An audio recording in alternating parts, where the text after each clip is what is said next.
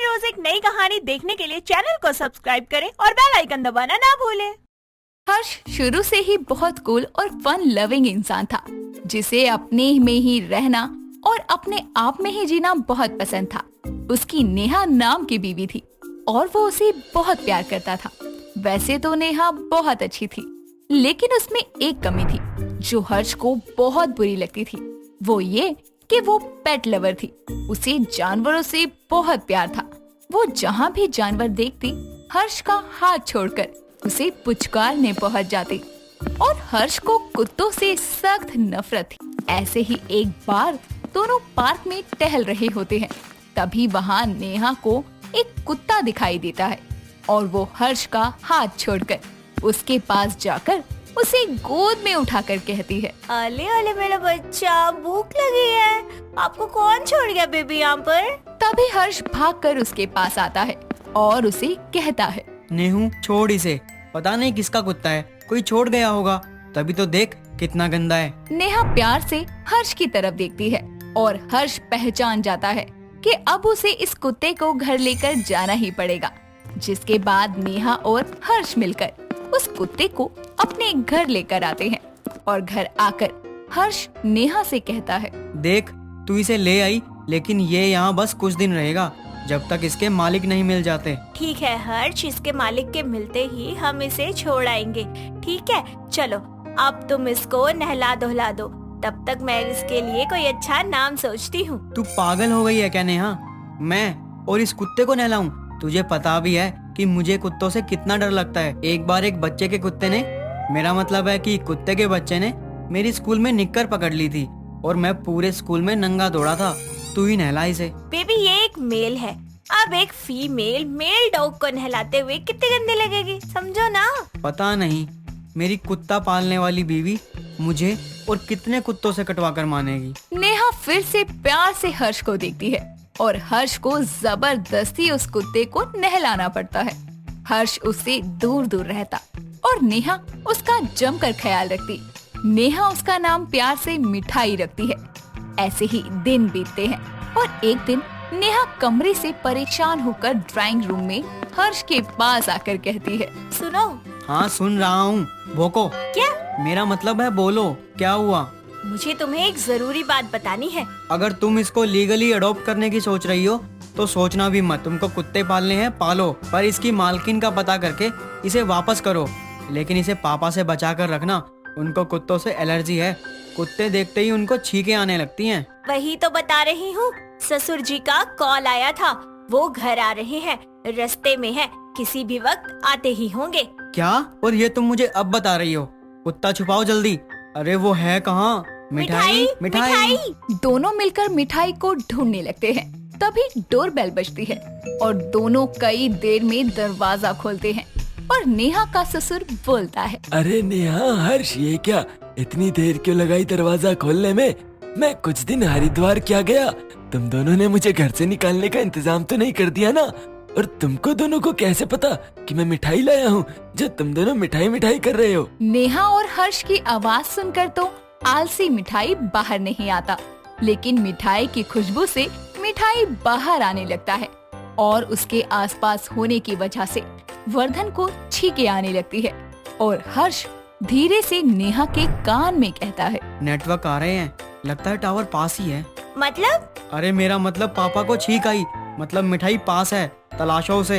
हर्ष वर्धन को बातों में लगाता है और नेहा मिठाई को धीरे से बांधकर दूसरे कमरे में ले जाती है और जाते हुए मिठाई वर्धन के पैर के पास सुसु कर देता है, जिसका पता तक उसे नहीं चलता। जिसके कुछ समय बाद वर्धन अपने कपड़े गीले देखकर कहता है, अरे मेरे कपड़े कैसे गीले हुए? पापा आप भी ना बूढ़े हो रहे हो, ये तो आपने अभी मेरे आगे ही पानी गिराया है।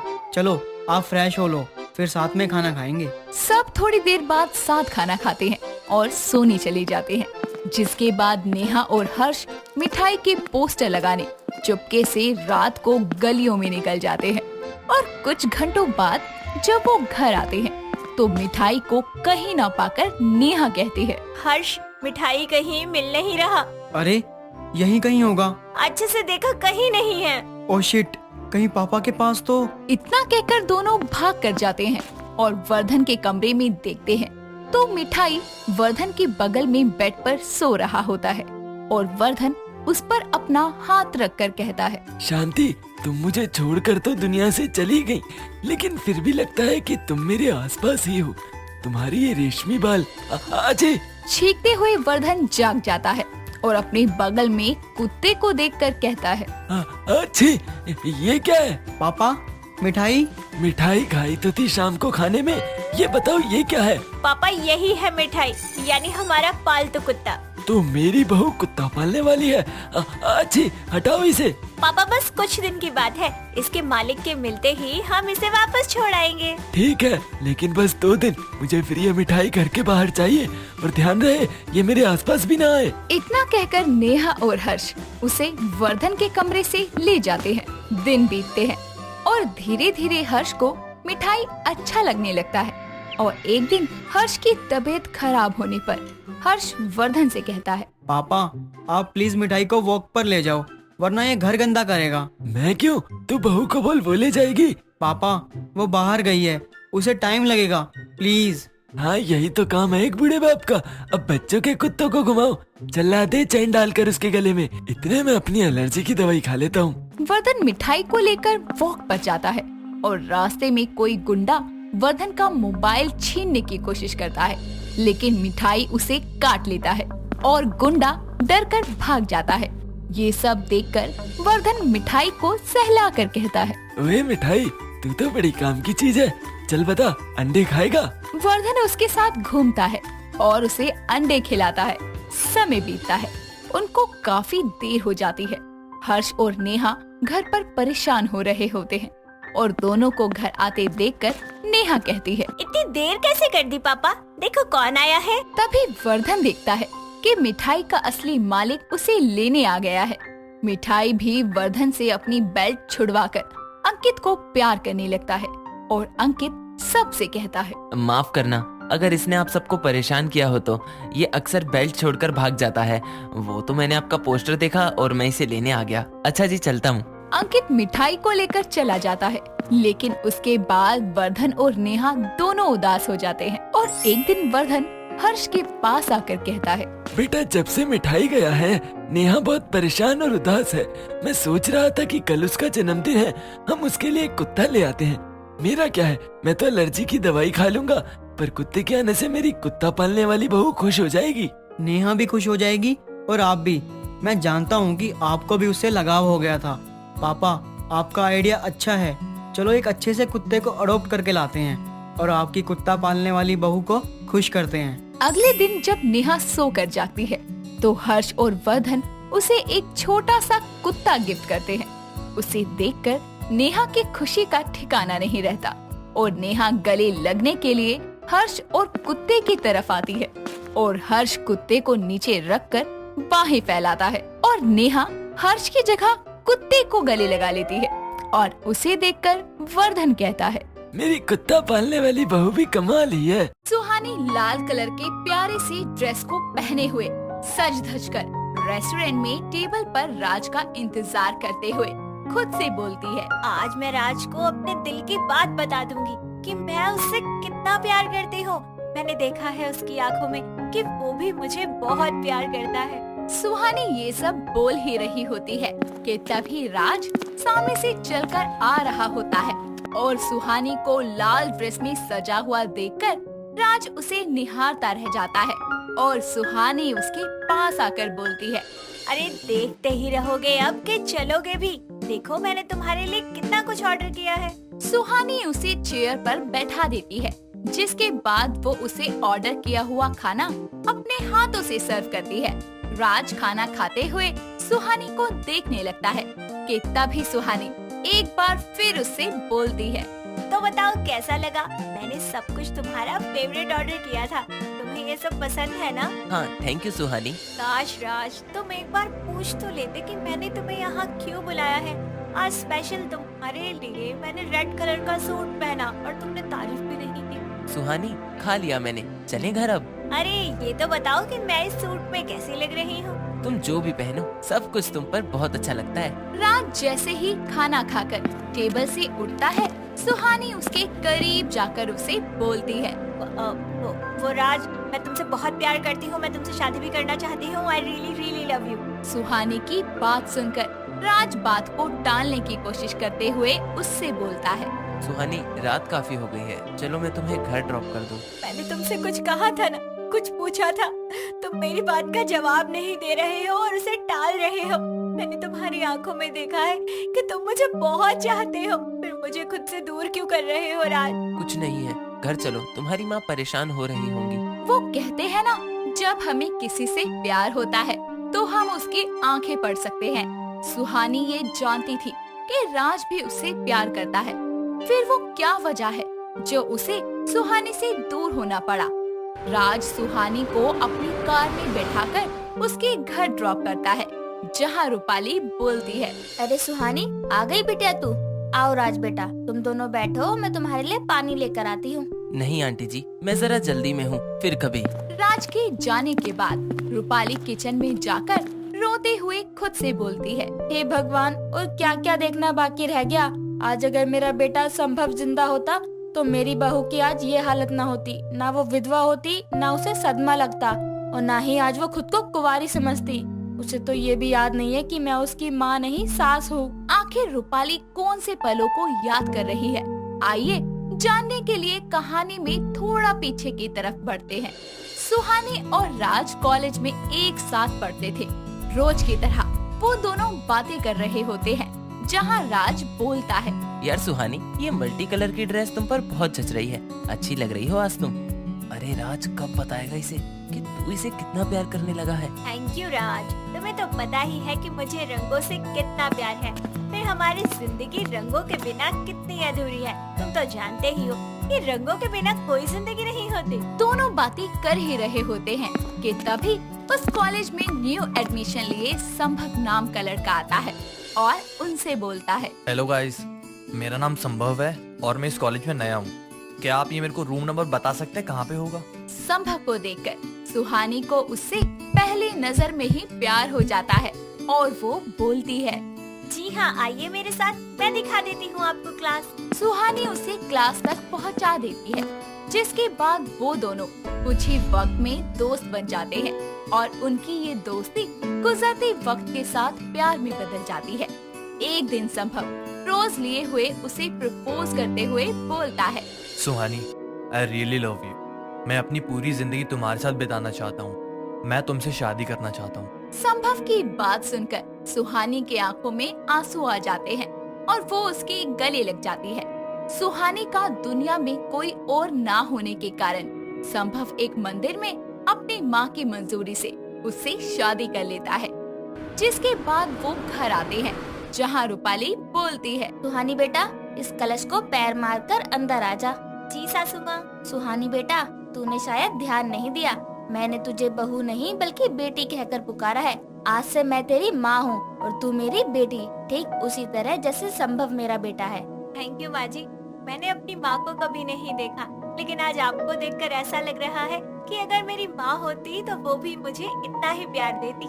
ऐसे ही वक्त गुजरता है। सुहानी अपनी शादीशुदा जिंदगी और परिवार की सभी जिम्मेदारियों को बड़ी बखूबी से संभालती है। संभव को एक कंपनी में अच्छी जॉब मिल जाती है और एक तरफ जहां सुहानी खुश थी तो वहीं दूसरी तरफ राज दुखी होकर खुद से बोलता है। काश कि मैंने उसे अपने दिल की बात बता दी होती तो आज वो मेरी होती। खैर, प्यार सिर्फ पाना नहीं होता, वो खुश है तो मैं उसे खुश देखकर जी लूंगा। सुहानी, मैं तुम्हें कभी नहीं भूल सकता। वक्त गुजरता है। सुहानी की शादी को ऐसे ही 6 महीने बीत जाते हैं। एक दिन उसे सुबह सुबह चक्कर आते हैं और वो किचन में ही बेहोश हो जाती है। रूपाली ये देखकर फौरन डॉक्टर को कॉल करके बुला लेती है, जहां डॉक्टर बताते हैं कि सुहानी प्रेग्नेंट है। तभी संभव बोलता है। माँ, सुना आपने, आप दादी बनने वाली हैं। हाँ बेटा, और तू पापा बनने वाला है, मुबारक हो। इस खबर को सुनकर संभव बेहद खुश हो जाता है, जिसके बाद वो दोनों इस खुशी को सेलिब्रेट करने बाहर जा ही रहे होते हैं कि तभी सामने से आ रही दूसरी गाड़ी से उनकी टक्कर हो जाती है और उस एक्सीडेंट में ऑन द स्पॉट संभव की मौत हो जाती है और सुहानी का मिसकैरेज हो जाता है। दिमाग पर चोट लगने के कारण सुहानी सब कुछ भूल जाती है, जिसके बाद रूपाली अपने घर से संभव और सुहानी की शादी की सारी यादें समेटकर अपने कबर्ड में रख लेती है और उसे अपने घर ले आती है। इस बात से अनजान राज एक रोज उसके घर आता है और रूपाली दरवाजा खोलकर बोलती है, हाँ बेटा बोलो, किससे मिलना है? सुहानी मेरी दोस्त है, उसी से मिलना है। वो तो जैसे मुझे शादी के बाद भूल ही गई। और संभव कहाँ है आंटी जी? वो भी मुझे भूल गया। राज के सवालों को सुनकर वो खुद के आंसू छुपा नहीं पाती, जिसके बाद वो बोलती है, संभव अब इस दुनिया में नहीं है और सुहानी को ये भी याद नहीं है कि वो विधवा हो चुकी है। ऊपर वाले ने उसकी जिंदगी के सारे रंग छीन लिए। अपने प्यार सुहानी को ऐसे हालत में देखकर संभव टूट जाता है, लेकिन खुद को संभाल लेता है और फिर वो रूपाली के घर में बार बार सुहानी की केयर के लिए आने लगता है, जिसके बाद वो सुहानी के साथ काफी वक्त बिताता है। आखिर ऐसा क्या है जो तुम्हें मुझसे दूर कर रहा है राज? इतना बोलकर सुहानी घर से बाहर आकर बैठ जाती है, जहाँ पड़ोसन उसे ताना देते हुए बोलती है, हाय दीदी, देखो तो संभव को मरे 3 महीने भी नहीं हुए और ये विधवा लाल रंग पहनकर घूम रही है। अरे एक तो संभव को खा गई कुलक्षणी, मुझे तो इसके तेवर ठीक नहीं लगते। पूरे मोहल्ले की औरतें उसे चारों तरफ से घेर लेती है।